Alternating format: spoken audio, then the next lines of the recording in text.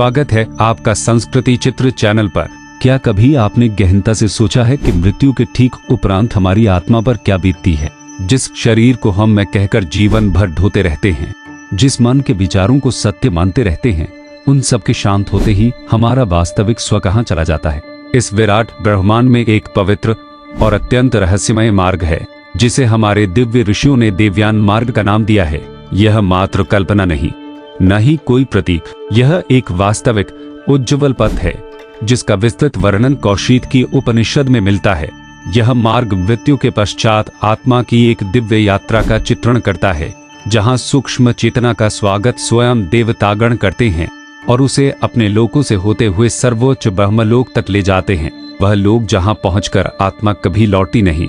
आज हम आपको उसी पावन पथ पर ले चलेंगे जिसे हमारे प्राचीन आर्षियों ने गहन ध्यान में अनुभव किया और फिर उपनिषदों में सूत्रबद्ध कर दिया। मृत्यु का वह क्षण कैसा होता है जब प्राण देह से विलग होता है? कौन सी शक्तियां आत्मा को ग्रहण करती हैं? कौन सा देव उसका मार्गदर्शन करता है? किस द्वार पर आत्मा से पूछा जाता है तू कौन है? इन सभी गूढ़ रहस्यों को हम वेदों के शब्दों में, उपनिषदों की आत्मा में और आध्यात्मिक सत्य की नीरव गहराई में जानेंगे। तो आइए मृत्यु के उस प्रथम क्षण में प्रवेश करें जहां से इस अद्भुत यात्रा का आरंभ होता है।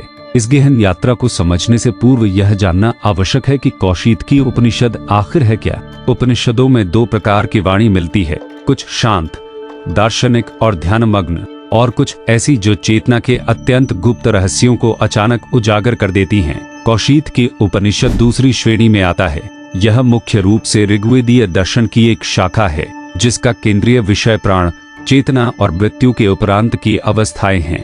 यह उपनिषद कई स्थानों पर एक अद्भुत सत्य उद्घाटित करता है। प्राण ही जीवन का सार है, प्राण ही आत्मा का वाहन है और प्राण के साथ ही आत्मा ब्रह्मलोक तक पहुंच सकती है। इसमें मृत्यु पथ को केवल एक रूपक नहीं बल्कि एक वास्तविक सूक्ष्म यात्रा के रूप में समझाया गया है। देवताओं के लोक, दिव्य द्वार, चेतना की विभिन्न परतें और वह अंतिम मिलन जहां आत्मा अपने सच्चे स्वरूप को पहचानती है। कौशीत की उपनिषद को अक्सर चेतना का मानचित्र भी कहा जाता है क्योंकि यह बताता है कि मृत्यु के पश्चात आत्मा किस दिशा में उठती है, किस दिव्य शक्ति द्वारा प्रेरित होती है और किन अवस्थाओं से गुजरकर ब्रह्मलोक तक पहुंचती है। संक्षेप में, यदि आप मृत्यु के उपरांत के रहस्यों को समझना चाहते हैं तो कौशीत की उपनिषद वह ग्रंथ है जहां ऋषियों ने इन रहस्यों से पर्दा उठाया है। अब चलते हैं उस पवित्र क्षण की ओर जब मृत्यु होती है और आत्मा अपनी प्रथम उड़ान भरती है। मृत्यु, जिसे हम सामान्य शब्दों में समझते हैं, वह केवल शरीर का निष्क्रिय हो जाना है, किंतु उपनिषद शरीर को नहीं अपितु चेतना को देखता है। कौशीत की उपनिषद कहता है कि मृत्यु का प्रथम क्षण वह है जब प्राण शरीर के साथ अपना संबंध शिथिल करना आरंभ करता है। यह प्रक्रिया अकस्मात नहीं होती बल्कि एक सूक्ष्म परिवर्तन धीरे धीरे घटित होता है, जैसे भीतर कोई अनदेखा द्वार खुलने लगा हो।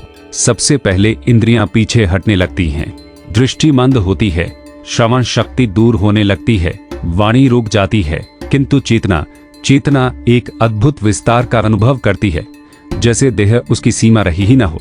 उपनिषद कहता है कि जब प्राण शरीर से निकलना चाहता है तब सारी इंद्रियां उसका अनुसरण करती हैं, अर्थात इंद्रियां शरीर में नहीं रहती, वे प्राण के साथ चल पड़ती हैं। शरीर अब केवल एक रिक्त खोल में बदलने लगता है। यही वह क्षण है जब मन सामने आने वाले दृश्य को पूर्णतः पकड़ नहीं पाता, किंतु चेतना अत्यंत सतर्क और प्रखर हो जाती है। कहा गया है कि आत्मा के चारों ओर एक हल्का प्रकाशावरण बनने लगता है।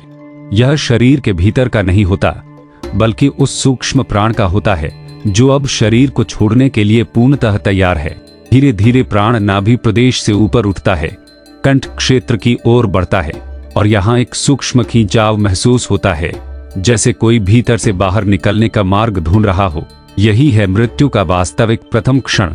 एक अदृश्य द्वार खुलता है और आत्मा अपने सबसे लंबे सफर की तैयारी करती है। अब हम बढ़ते हैं उस अगले चरण में जहां स्वयं देवतागण आत्मा का दिव्य स्वागत करते हैं।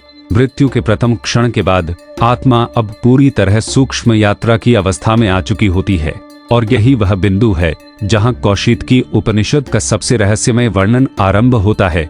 देवताओं का स्वागत। उपनिषद एक अद्भुत पंक्ति कहता है, देवा एनम उपगच्छन्ति, अर्थात देवता स्वयं उसके पास आते हैं।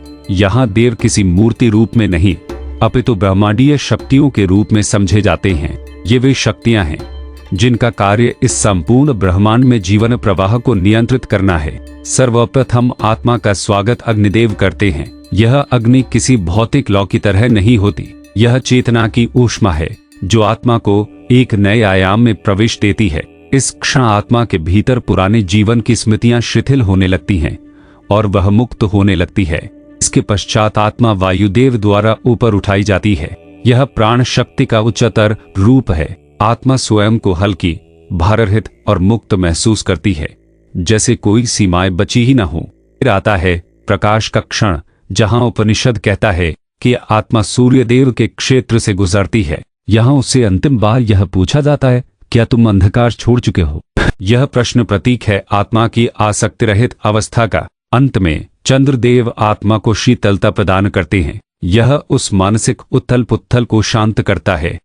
ऐसे ही भारतीय संस्कृति के अनसुने रहस्यों को जानने के लिए संस्कृति चित्र चैनल को लाइक, शेयर और सब्सक्राइब करें।